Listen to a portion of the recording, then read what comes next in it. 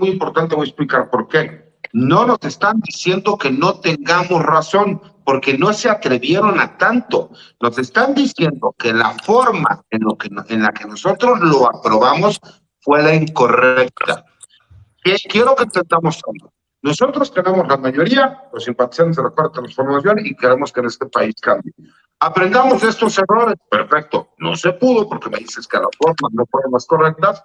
No te preocupes. En la próxima oportunidad que tengo, las formas van a ser las correctas y entonces sí, entra al fondo del asunto. Quiero ver que entrando al fondo del asunto me digas que es inconstitucional los cambios que nosotros estamos manejando. No van a tener esas herramientas. También nosotros tenemos que aprender a jugar con las mismas reglas perversas de lo que ellos nos están haciendo. Ellos nos están aplicando la legalidad sobre la justicia. Seamos igual de perversos y apliquemos la legalidad. No nos metamos en el Poder Judicial porque existe una división de poderes. Perfecto. Entonces, lo que nosotros sí tenemos que hacer es jugar con las mismas reglas. Ya me dijiste cuál es el parámetro. Perfecto. El parámetro va a ser, me dijiste que la forma en la que es incorrecta, no el fondo. La forma ahora lo hago de forma correcta, estudio el fondo. Entonces, esa es la parte que creo que es importante. Tenemos que tener nosotros también autocrítica y tenemos que entender también que hay formas en cómo nosotros lo podemos hacer. Si ya sabemos que tenemos un poder judicial cargado hacia la derecha, no les demos nosotros las herramientas para que de repente desechen las cosas. Creo que somos muchísimo más inteligentes y creo que esa parte es muy importante. Sí, estoy totalmente de acuerdo contigo. El asunto es que el asunto del trabajo ideológico que tiene que ver, o el asunto de la batalla por el poder, porque al final de cuentas, como se plantea desde la filosofía, es el asunto de cuáles son los límites del poder. Obviamente el presidente sabe exactamente cuáles son los límites del poder y cuál era el ambiente hostil que iba a enfrentar al llegar a la presidencia. Yo le decía, cuando el presidente le robaron la elección en 2006, fueron muy tontos los preanistas, porque ellos los podían haber dejado a López Obrador que ganara en 2006, pero hubieran metido un Congreso totalmente en contra. No hubieran dejado hacer nada. Ahora obviamente hicieron crecer la bola de nieve y ahora obviamente están sufriendo las consecuencias porque ya no van a regresar jamás.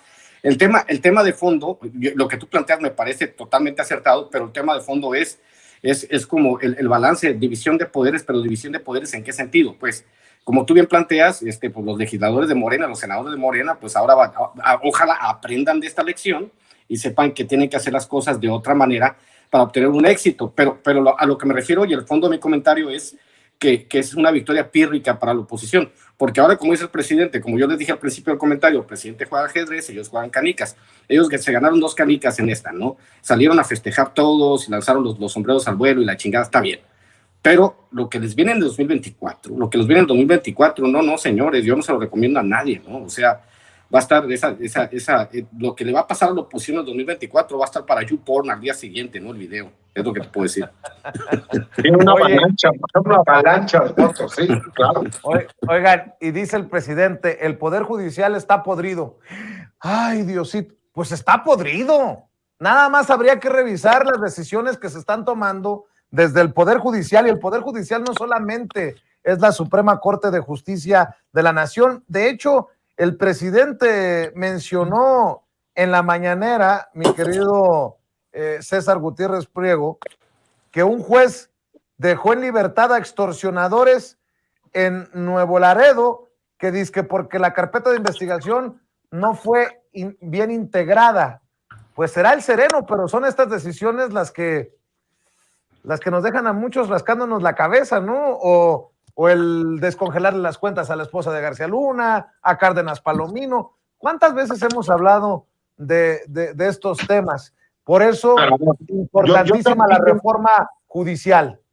Mira, de que es necesaria una reforma judicial, por supuesto, Vicente, pero yo también te lo he dicho, hay muchísimas veces que las fiscalías no le dan la información de forma correcta a muchos jueces. Entre que hay jueces corruptos y luego las fiscalías no hacen el trabajo de forma correcta, pues por supuesto que tenemos graves problemas. Y un ejemplo es las famosas detenciones en flagrancia, donde dicen, se les detuvo en flagrancia, traía drogas, traía armas, traía esto, traía otro, traía aquello. Y por medio de los mismos videos del C2, del C4, del C5, demuestran que los policías los detuvieron en lugar diverso, que los terminaron imputando delitos que no cometieron.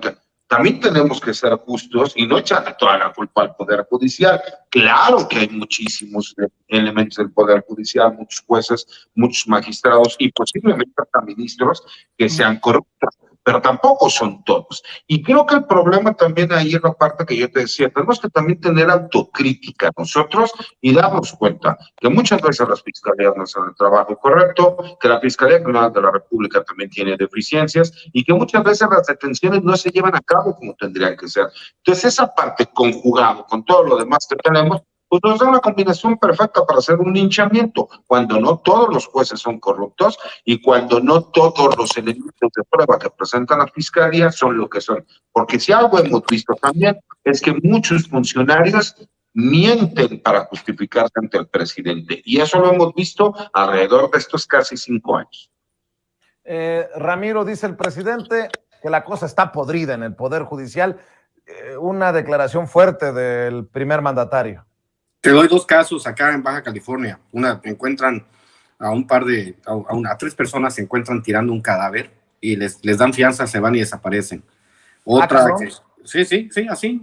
Se encuentran en un lugar en Tijuana tirando un cadáver, los atrapan y luego pues, pagan una fianza, se van y nunca los van a encontrar, nunca se supo de ellos. Hay otra que de hace algunos años en las que agarran en flagrancia por tercera vez a unos secuestradores, en flagrancia, por tercera vez. Aquí en Baja California unos secuestradores. No fue sino que hasta el semanario Z dijo, cabrón, ¿cómo que o sea, estos cabrones los han atrapado 3 veces en 3 años? ¿Cómo que están afuera y siguen secuestrando? Entonces, pues ya les cargaron un poquito y los tuvieron que dejar en la cárcel, ¿no?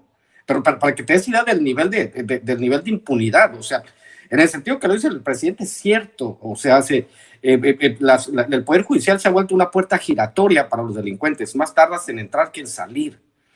Pero pues obviamente por lo mismo que plantea, si está, como dice César, si debe haber especialistas en armar más los expedientes, obviamente debe haber una especialidad en el derecho para dejar ciertos detalles. Pero eso lo acabas de decir, a ver, si el fiscal, la fiscalía que era encargada de imputar los delitos, no se da cuenta que 3 veces ha imputado delitos a esta misma persona y tiene que ser un medio de comunicación quien lo hace del conocimiento, pues te das cuenta desde que la misma fiscalía hace la imputación, pues que la fiscalía está haciendo mal su chamba y que a lo mejor ven con tu verbo y de la mano con los mismos jueces. Hay que entender algo. Las fiscalías son, y yo te lo digo porque a mí luego me cuesta mucho trabajo ser asesor jurídico. Vicente lo vivió junto conmigo, la desesperación que uno tiene de ver a un fiscal ignorante, que no realiza su trabajo, que se estaba durmiendo en la audiencia, que hizo una imputación de forma incorrecta, que nosotros tuvimos que incluso irnos al órgano interno de control a presentarle una queja porque no tuvimos nosotros oportunidad de ofrecer medios y datos de prueba para desahogarlos. Y eso no es culpa del juez. ¿Estás de acuerdo, Vicente? Y yo estoy de acuerdo con lo que dice el presidente, que necesitamos una reforma judicial, por supuesto. Pero ¿estás de acuerdo, Vicente, que la juez que nos trató fue justa, hizo las cosas como tenía que hacerlo? Y ella mismo dijo, entiéndame que de acuerdo a lo que el Ministerio Público está acusando, esta acusación no tiene ni pies ni cabeza. Usted tendrá la oportunidad en su momento, con diversa carpeta de investigación que tú sabes que existe, de hacer valer lo que usted está solicitando. Pero esto que presentó el Ministerio Público es una porquería. ¿Sí o no? Y eso no es culpa del Poder Judicial. Y cualquier persona podría decir que fue culpa de la juez, cuando la verdad es que la juez fue justa, hizo su chamba y el Ministerio Público fue el que hizo mal el trabajo. Y eso que se supone que era un Ministerio Público especializado de una fiscalía especializada. Pues sí. Yo estoy de acuerdo con lo que dice César. Hay casos que ni cómo defenderlos, ¿no? O sea, el caso del Ministerio Público a cargo de la carpeta de su servidor, frente a la jueza se estaba durmiendo. Se estaba durmiendo en la audiencia, te lo juro, Ramiro, se estaba durmiendo en la audiencia. Nosotros ofrecimos datos de prueba y no nos lo aceptó. Y nosotros cuando solicitamos ir a control judicial fue cuando nos pusieron en la audiencia. Y bueno, esto venía de Fiscalía General de la República, ya sabes, Vicente, por andar quedando bien, fue a presentar un libro allá con el señor presidente y de repente de la Fiscalía General de la República, cuando ya teníamos todo, nos dijeron, ¿qué creen? ya no es usted persona bien vista, entonces váyase para la Ciudad de México con sus cosas. Pero bueno, ya escribiremos un libro y platicaremos esas anécdotas, mi querido Vicente. No, es que se necesita una transformación de todo, ¿no? Lo que esté mal en las fiscalías, en los ministerios públicos, lo que esté mal en este poder judicial, que ahora, no sé si llega a tanto, tú me darás tu opinión, yo creo que sí. Políticamente están asumiendo la de opositores a Andrés Manuel López Obrador, el contrapeso a López Obrador, Ramiro. Es que el asunto con los jueces también tiene, o sea, yo ahorita, aprovechando que tenemos a César, que es experto en estos temas, el Consejo de la Judicatura, que también preside, por ejemplo, el ministro Piña, y que creo que tienen doble sueldo, ¿no? Que tienen el mismo sueldo que tienen como ministro de la Suprema Corte de Justicia, que es una barbaridad. Por ahí yo me enteré, ¿no? O sea, que se viene echando casi $1 millón al mes, ¿no? Los ministros de la Suprema Corte, porque aparte son del Consejo de la Judicatura y que también es un asunto que tiene que cambiar, ¿no? O sea, al final de cuentas, las leyes en México son hermosas, pero como dicen el viejo adagio, ¿no? Obsérvese, pero no se cumpla, ¿no? Que es un chiste de hace mucho tiempo de la gente, ¿no? Pues, cúmplanse las leyes, ¿no? Pero los bueyes de mi compadre, o sea, siempre ha sido así. El que tiene más dinero, ¿no? El que tiene más dinero tiene más posibilidades de salir, o el que presenta más testigos tiene más posibilidad de ganar, ¿no? O sea, son vicios del sistema que hemos tenido de siempre. Y el vicio del sistema lo hemos tenido, pues obviamente porque estuvimos, como dijo bien Octavio Paz, un sistema de partido hegemónico. Y entonces el partido del sistema hegemónico tuvo la capacidad de construir un poder judicial a su imagen y semejanza. Que eso es, a ver, cabrón, el poder judicial, lo han dicho hasta la misma extrema derecha en un libro que no voy a decir quién armó, pero se llama ¿Y ahora qué? Y lo coordinó Aguilar Camín, la misma señora que trabaja para el Claudio X, ¿no? A Mario Amparo Casar dijo en uno de los capítulos eso, ¿no? O sea, obviamente el Poder Judicial se vende al mayor postor, los que quieran buscar, ahí está el capítulo donde ella habla de ese tema, ¿no? Entonces, obviamente sí hay que cambiar absolutamente todo, pero no se puede, como les digo, pues en la política también es un tema de aproximaciones. La gente piensa, y esto es muy importante porque hay que tumbarnos el rollo del cortoplacismo, que es uno de los temas que he estado hablando últimamente. Nosotros tenemos que sembrar para la próxima generación. También mucha de la generación política que tenemos en México, pues tiene que irse, ¿no? O sea, tenemos mucho chapulín en Morena, en la Cuarta Transformación, que de repente hasta el 2018 eran antiobradoristas y vieron la luz del presupuesto y se vinieron para acá, ¿no? Igual sucede en el sistema judicial. El sistema judicial obviamente hay que cambiar, pero el temor de todos estos grupos de poder al sistema judicial es que seamos nosotros los pinches desarrapados, indios patarrajada, que por mayoría, porque ellos es un asunto que se toca también, el tema de que ellos lo ven desde su perspectiva, desde su educación de extrema derecha, que es el temor a la dictadura de la mayoría, que ese es un temor muy claro en el Poder Judicial, de saber que ahora sí van a tener que hacer méritos, que no va a haber compadrazgos, ¿no? O sea, una vez tuve yo una discusión con un abogado de Monterrey, que me decía que no, que para poder ser juez y la chingada tenías que pasar esto, y para poder pertenecer al sistema judicial tenías que hacer esto y luego le mando el artículo donde más de 400 familiares de jueces y de magistrados trabajan en el Poder Judicial ganando un billetón, pues, o sea, al final de cuentas también se convirtió en una agencia de colocaciones. Entonces, pues sí, obviamente esto va a ser, pero al 2024, por eso esto se gana, pierdes una escaramuza que ni siquiera batalla, que esto fue una escaramuza, ¿no? Pero las batallas grandes las hemos ganado nosotros y la madre de todas las batallas no fue la de 2018, es la de 2024 y si logramos absoluta mayoría con un diseño político, un diseño electoral que le permita al presidente, a la Cuarta Transformación tener más de los 330 y tantos de diputados que se necesitan, entonces sí, vamos a cantar la canción de Adiós Superman, bye, bye, bye, bye, o sea, se van de una, la neta. Oigan, ¿y qué piensan? ¿Qué piensan de este tuit que publicó el presidente Andrés Manuel López Obrador con una fotografía en la que señala que somos buenos vecinos y amigos luego de su videoconferencia, de su videollamada con Joe Biden, el presidente de Estados Unidos? Ahí lo vemos en pantalla.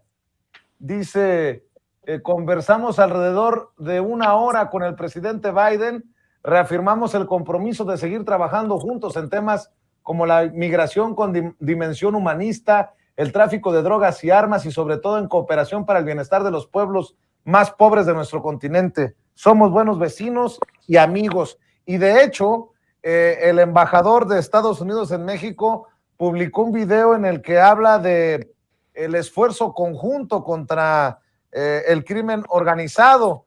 Mañana va a salir con su columna Raimundo Rivapayaso diciendo que sus fuentes le señalan que la risa de Andrés Manuel López Obrador era tan falsa como sus propias fuentes. Entendió el que entendió, mi querido César. La relación México-Estados Unidos demuestra que sin hablar inglés, el llamado Mesías tropical por unos, aldeano macuspano por otros, pues ha sabido sortear a Biden ahora y antes a Trump, y México avanza. Si no, nada más habría que ver el peso frente al dólar, nada más habría que ver los números en cuestiones económicas de nuestro país frente a una potencia como Estados Unidos, y un presidente que además no tiene miedo a decir las cosas como son, ya lo ha demostrado en más de una ocasión. Tenemos pruebas de que el fentanilo sí está llegando desde China. Bolas. Y cuando le dicen, oye, tenemos dólar... pruebas de que el Pentágono se puso a investigar y a espiar a la Sedena y a la Semar, y que les filtra la información a medios opositores a este gobierno. Y lo dijo abiertamente. Y no salió nadie de Estados Unidos a desmentirlo. Y otra cosa, hace 1 o 2 días, en conferencia de prensa, en la mañanera, respalda al dólar como la mejor moneda, la más fuerte del mundo, a pesar de la yuanización de las economías en diferentes partes del planeta. Así que el presidente, creo yo, demostrando el gran momento que atraviesa México, a pesar de todos los retos que todavía tenemos por delante, César. Mira, la verdad, Vicente, es que a mí lo que me ha sorprendido es, la verdad, yo siempre he dicho que el presidente tiene un colmillo largo y retorcido, que cuando él va caminando deja zanja, ¿no? Porque cuando los demás van por la leche, él ya regresó con el queso y el cocoque. Y la verdad es que lo ha sabido incluso hacer en política exterior. ¿Cuándo habíamos visto que hubiera ese nivel de cooperación y ese nivel de respeto para que la agenda binacional de seguridad nacional de los Estados Unidos y México la checaran de forma directa a los presidentes de cada país por medio de una llamada en videoconferencia, en donde los puntos a tratar no solo son las prioridades de los Estados Unidos, sino las de México, como el hecho de frenar el flujo ilegal de armas de fuego que entran de forma ilegal a México? ¿Cuándo habíamos visto eso? No lo habíamos visto nunca. Y por más que hablen y que digan y que mencionen, el presidente de la República ha sabido incluso contrarrestar, porque también le dio contestación al gobernador de Texas cuando le dijo, del lado de Estados Unidos hagan lo que ustedes quieran, pero en México no van a hacer eso porque aquí se respeta la soberanía nacional. ¿Cuándo habíamos visto que se pudiera hacer una defensa de la soberanía nacional y que además los puntos primordiales de la agenda nacional de seguridad fueran prioridad para los Estados Unidos? Con todo respeto, nunca, Vicente, y eso hay que reconocérselo al presidente de la República, que abiertamente ha sabido manejar la política interna, que ha tenido repercusiones incluso con las cuestiones geopolíticas con nuestro vecino, que son los Estados Unidos. ¿Cómo ves tú, Ramiro? ¿Exagero? No, mira, vamos a explicar un poco porque es un asunto de geopolítica. Cuando el presidente habla de que vamos a seguir utilizando el dólar es porque es el bloque económico al que pertenecemos, queramos o no, porque tenemos un intercambio comercial de más de 600 mil millones de dólares al año con Estados Unidos. Decir, ok, vamos a meternos a los BRICS o vamos a meternos, para bien o para mal, estamos atados por geografía y por historia a los Estados Unidos. Es simplemente que lo único que estamos pidiendo es condiciones más justas, no condiciones de servilismo. O sea, al final de cuentas hay que entender la lógica global y hacia dónde se están moviendo los nuevos bloques económicos. Estados Unidos, por la desdolarización, está en una crisis terrible, porque obviamente con el sistema SWIFT ellos ganaban miles y miles de millones de dólares, ¿no?, que ayudaban a su economía y tenían la capacidad. De hecho, estaba viendo un video donde decían que casi el 30% de las naciones en el mundo tienen sanciones por Estados Unidos. ¿Y por qué tienen sanciones? Porque Estados Unidos controla el sistema monetario. Casi el 30% de las naciones del mundo, saca la cuenta, son 190, dividieron entre 3, ¿qué sería? 318, 60 y tantas naciones tienen sanciones gracias a los Estados Unidos. Es más o menos un cálculo, ¿no? Rápido. Entonces, nosotros estamos en este vecindario, no vamos a jugar a ¿sabes qué? Vamos a ser proasiáticos o prorrusos, no se puede, o sea, simplemente estamos atados por historia y por geografía a los Estados Unidos y tenemos que encontrar las herramientas para tener una relación más igualitaria. Obviamente los norteamericanos están entendiendo que tener un México del primer mundo les podría solucionar muchos problemas. Seamos honestos, es por eso que por primera vez cuando tienen un presidente que es el más poderoso en décadas, que es un presidente al que no han tenido que ayudarle con patrañas para llegar a la presidencia, pues obviamente la relación se tiene que definir en otros términos, no tiene ciencia, pues, o sea, no necesita ser un experto, no necesita ser el Pepito Fuentes, pues el Pepito Fuentes es muy bueno en estos asuntos, pero hay ciertos asuntos que se tienen que entender que son para el bien de todos, pues es básicamente, ahora los norteamericanos hablan del sueño mexicano, están llegando por cientos de miles al año porque obviamente México es un país maravilloso para vivir, México es un país lleno de gente maravillosa, México es un país productivo, lo estaban diciendo también, o sea, ya ahorita la próxima potencia manufacturera en el mundo va a ser México en menos de 10 años, ¿por qué? Porque ahorita ya te cuesta mucho menos producir en México que en China. Y la mano de obra mexicana es 2 veces más productiva que la mano de obra china. O sea, ellos ya entienden esta ecuación. La mano de obra mexicana en México y en Estados Unidos es altamente calificada. Entonces, ya están entendiendo que en el nuevo bloque y en esta nueva realidad, con la pérdida de la hegemonía de Estados Unidos y el mundo convirtiéndose en multipolar, se van a requerir nuevas alianzas. Es lo que está diciendo el presidente, lo está diciendo a largo plazo. Lo está diciendo, yo voy a seguir utilizando el dólar. Y también es un voto de confianza a los norteamericanos para tranquilizarlos a ellos. Tranquilos, señores, yo estoy con ustedes, no se preocupen. Acuérdense que cuando fue a Estados Unidos también les dijo, deben de voltear al sur de la frontera, deben de voltear a Sudamérica, tienen que hacer un bloque económico en todo el continente, señores norteamericanos. Pero los norteamericanos, como bien decía Octavio Paz, pues probablemente sean una suerte de democracia en el interior, pero son muy pendejos para lidiar con el exterior. Y el ejemplo claro está en la guerra que hay ahorita en ya de su programa solo, cabrón, déjenme me muevo ya. Que yo nunca te interrumpo, perro. Oye, okay, a ver, oye, el equipo de producción nos tiene 2 videos, creo que están buenos para opinar. Regresemos al tema de la decisión de la Suprema Corte de Justicia de la Nación, porque hoy Ricardo Monreal dijo que el Senado mexicano puede llamar a comparecer a ministros de la Suprema y que hasta puede abrirseles juicio político. A ver, échenlo, muchachos, porque estoy que no me la creo, de Ricardo Monreal. Pero